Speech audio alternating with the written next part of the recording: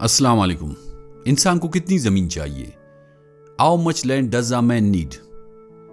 یہ ایک بہترین اور سبق آموز کہانی ہے۔ تو آئیے دیکھتے ہیں کہ لیو ٹالسٹائی اس کہانی میں کیا کہنا چاہتے ہیں۔ کہتے ہیں کہ انسان جتنا بھی حاصل کر لے اس کی خواہش کبھی ختم نہیں ہوتی۔ ایسا ہی ایک کسان تھا، اس کا نام تھا پاہوم۔ وہ محنتی تھا، جفا کش تھا، مگر ہمیشہ کچھ نہ کچھ اور چاہتا تھا۔ وہ اکثر اپنے دوستوں اور بیوی سے کہتا، اگر میرے پاس اپنی زمین ہوتی تو میں کسی کا محتاج نہ ہوتا۔ زمین ہی سب کچھ ہے۔ پاہوم کے پاس ایک چھوٹا سا کھیت تھا، لیکن اس کا دل ہمیشہ زیادہ کی خواہش میں گرا رہتا۔ جب وہ زمینداروں کو دیکھتا تو دل میں حسرت جاگتی اور سوچتا کہ یہ خوش نصیب ہے، میں کب ان جیسا بنوں گا۔ پھر ایک دن قسمت اس پر مہربان ہوئی، یا شاید یہ اس کی آزمائش تھی۔ اس کی ملاقات ایک مسافر سے ہوئی۔ مسافر نے اسے بتایا کہ ایک دور دراز علاقے میں بشکیر قبیلہ رہتا ہے۔ وہ سیدھے سادے لوگ ہیں، مگر ان کے پاس بے تحاشا زمین ہے۔ وہ زمین کو زیادہ اہمیت نہیں دیتے اور جو بھی ان کی طرف جاتا ہے اسے زمین دے دیتے ہیں۔ پاہوم نے جب یہ سنا تو خوشی کے مارے اس کی آنکھیں چمک اٹھی۔ سوچا قسمت کی دیوی اس پر مہربان ہو گئی ہے۔ وہ فوراً اپنا سامان باندھ کر بشکیر قبیلے کی طرف روانہ ہو گیا۔ جب وہ وہاں پہنچا تو قبیلے کے لوگ اس کا استقبال کرتے ہوئے مسکرا رہے تھے اور کہہ رہے تھے، تمہیں جتنی زمین چاہیے ہم دے سکتے ہیں، بس ایک شرط ہے۔ پاہوم بے تابی سے بولا، کیا شرط ہے؟ قبیلے کے سردار نے مسکراتے ہوئے کہا، کل صبح سورج نکلنے کے بعد تم جتنا چاہو اپنے لیے مفت زمین لے سکتے ہو۔ تم پیدل جتنی دور جا سکتے ہو جانا، جہاں تک تم گئے وہ سب تمہاری ہو جائے گی۔ لیکن ایک بات یاد رکھنا، تمہیں سورج غروب ہونے سے پہلے اسی جگہ واپس آنا ہوگا جہاں سے تم روانہ ہوئے تھے۔ اگر اس جگہ پر واپس نہیں آ سکے تو تمہیں کچھ بھی نہیں ملے گا۔ پاہوم نے سنا کہ اسے زمین ملنے والی ہے، اس کی آنکھوں میں لالچ کی چمک اور زیادہ بڑھ گئی۔ اس نے سوچا، یہ تو بہت آسان ہے، میں سارا دن چلوں گا اور بہت زمین لے لوں گا۔ اگلی صبح سورج کی پہلی کرن نمودار ہوتے ہی پاہوم نے اپنی دوڑ شروع کر دی۔ پہلے تو وہ آرام سے چلا، ارد گرد دیکھتا، زمین کو ناپتا، مگر پھر اس کا لالچ بڑھنے لگا۔ وہ آگے بڑھتا اور خود سے کہتا، بس تھوڑا سا اور۔ زمین دیکھ کر وہ کہتا، یہ حصہ تو بہت زرخیز لگتا ہے۔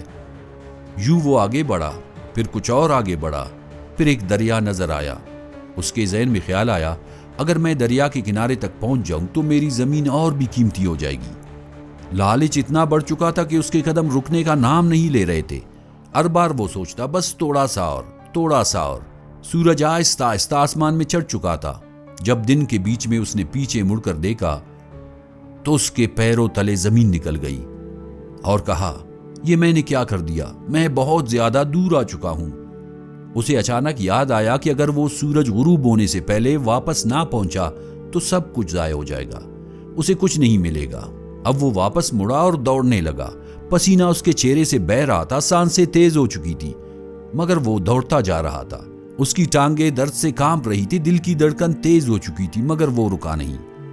قبیلے کے لوگ پہاڑی پر کھڑے حیرت سے دیکھ رہے تھے اور ایک دوسرے سے کہہ رہے تھے، یہ آدمی زمین کی لالچ میں اپنی جان سے کھیل رہا ہے۔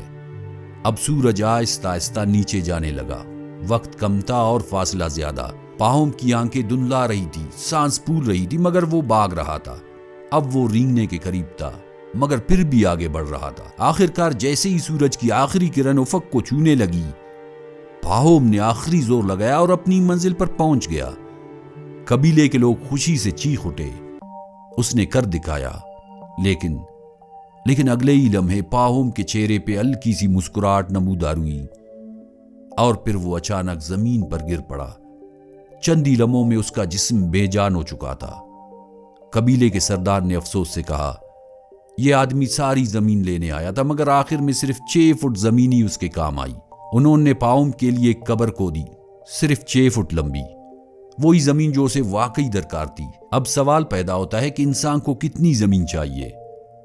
اس سوال کا جواب سادہ سا ہے، محض 6 فٹ۔ دوستو، کہنے کا مطلب ہے کہ انسان کا لالچ کبھی ختم نہیں ہوتا۔ جتنا وہ حاصل کرتا ہے اتنا ہی مزید چاہتا ہے، لیکن آخر میں جو چیز سب کے کام آتی ہے وہ بس چند گز زمین ہوتی ہے، اس سے زیادہ کچھ نہیں۔ دیکھنے اور سننے کا شکریہ۔ اللہ حافظ۔